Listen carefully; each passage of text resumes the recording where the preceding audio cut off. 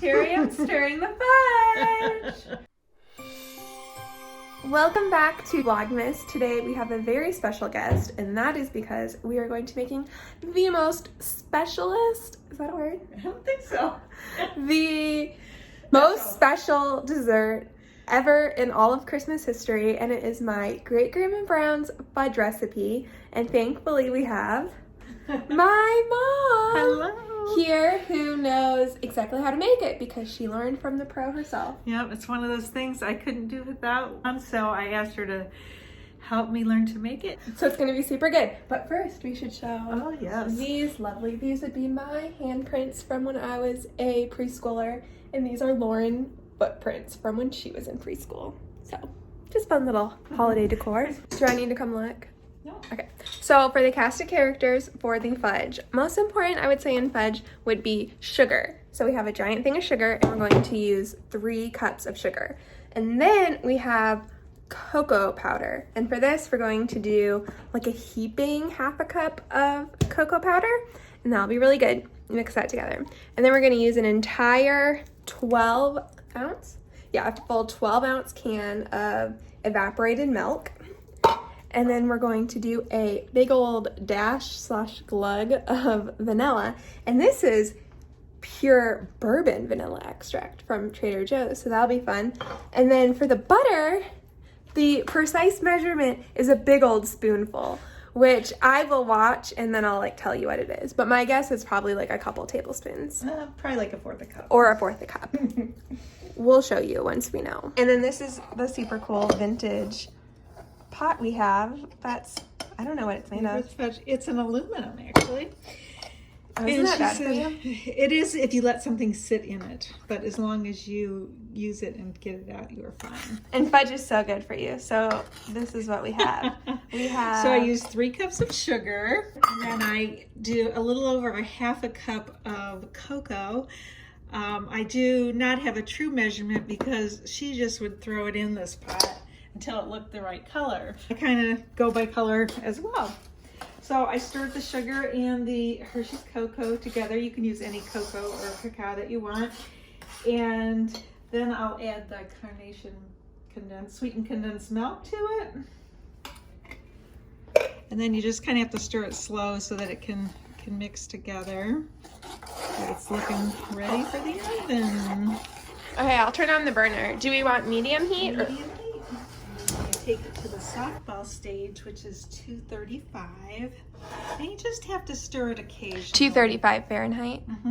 When you're putting a candy thermometer in, you just don't want it touching the bottom. So I always bring it up 1/4 to 1/2 inch so that you're getting a true reading. And then when you're stirring the fudge, you want to stir all the way around the bottom, but you don't want to scrape the sides. Okay, cool. All right, so it's been about 6 minutes. And I'm stirring it for the first time. And now after that, you kind of have to start watching it a little closer. Just before it starts to heat up real high, it'll boil up real high, and then you're afraid it's going to go over, but it goes down on its own. Has it ever gone over with you? Oh yeah, more than once. So I watch close. Yeah. So we're waiting for it to get to what temperature? 235. So I'm just going to turn it down a little bit and give it a stir. So as you can see, it's now about 1/2 inch from the top. Now you can see by the edge it started to go down by like 1/4 inch. So hopefully it'll keep going down now. And it's starting to smell really good. It is. So I didn't tell you this, but I think we should recipe develop a vegan version. That would be fun. So it's kind of taking forever, and by forever it's probably only been 20 minutes to softball. 235 is softball. 235 is what we're going for, and that's softball. So we'll do a science experiment. So we're gonna do a science experiment. So to do our science experiment, I'm gonna show you how to do a softball reading if you don't have a thermometer. So to do that, we're going to need a glass jar. A glass jar. And we're gonna need cold water. Yes, but drop an ice cube in it, but you can't leave the ice in it when you drop the fudge in it. You have to just have ice cold water. Ice cold water. And this is truly how my grandma did it. When she first made fudge, I always watched her drop the water, or drop the fudge into the water to test it. Okay, it's gonna be fun. So we're gonna get an ice cube. Dun, dun, dun. How many ice cubes? Just one, you just need one. We're gonna do 2 because I'm a twin. And everything is better in pairs. Right? Right. I think we're there. We are there. So you're gonna stir it? So, no, you don't have to stir it. You're gonna just take some out. Like that? And yep, and you're just gonna kind of go like this and take like 3 turns to drop little balls in there. You can already see one ball has formed. So is this softball? Mm-hmm. See how they're forming little balls? They would have went into a little string, and you'd have just had, just brown water at the bottom had you. Cool. Now we're gonna add the butter. Usually from a tub of butter, I just take a big old tablespoon and make it heaping. So I'm eyeballing it at about 1/4 of a cup. Oh. 1/4 of a cup. We're just gonna put it in. Yep. Sink in there. And now I'm gonna take the Oh, are we gonna vanilla. measure it or no? We are not going to measure it. Okay. Because you'll see what it does when it goes in. And I just pour it until it makes that sizzle sound and starts going up. I'm gonna guess it's a tablespoon. Yeah, me too. It was a big glug. And now Is the heat on? The heat is off. As soon as it reached temperature, I shut it off.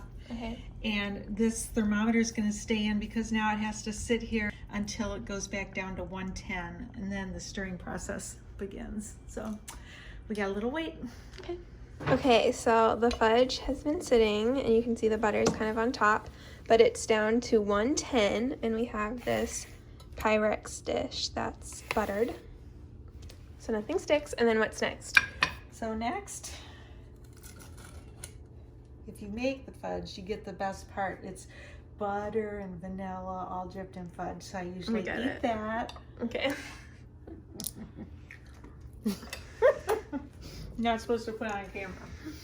Try to never get caught. Okay. So now we're gonna stir it. And it's gonna be really hard to stir at first, and you gotta go slow again because... Can I stir it? Mm-hmm. Here, film me. We have to go slow. Well, just till you get the butter and the vanilla mixing in there. So, Okay, are you getting me or just the food? just the food, is that what you wanted? No, I want you to show me. Hmm. Here I am stirring the fudge. So now it's starting to whip in shape, and you can see it's very shiny. And Grandma Brown always said you have to stir it until you stir the shine away. And it really does become a matte finish. How long does it take? It all depends. It's not always the same amount of time, but typically I would say 10 minutes. And as soon as that shine is gone, you have about 2 minutes to get it into the buttered pan. What do you do when your arm gets tired? Switch arms. And just stir every which way you can to keep it going. It's tough to stir. It is. Definitely starting to get less shiny, but you have a lot of work to do. Let's switch. Thicker and harder to stir, so you know it's getting closer. Totally. Who do you think loves fudge the most in our family? I would go with my mom, and then I would go with Lauren. Lauren loves it. And Lauren, when you're watching this video, now you too can make your own fudge. Okay. All right, so it's ready to go to the other pan. As you can see, it's as I'm stirring, it's getting opaque. Yeah, we can totally tell. It's pretty matte. Yep, and it is Thickening up. and it's about ready to go in. So I'm gonna tip it up. And you hope you have about a 2-minute window, so you want to get it out kind of quick because it really will get harder and harder quickly. Oh man, I should have let you do this. I'm learning how to make fudge, so you can too. Just keep working it out. Might be done working. Hold on.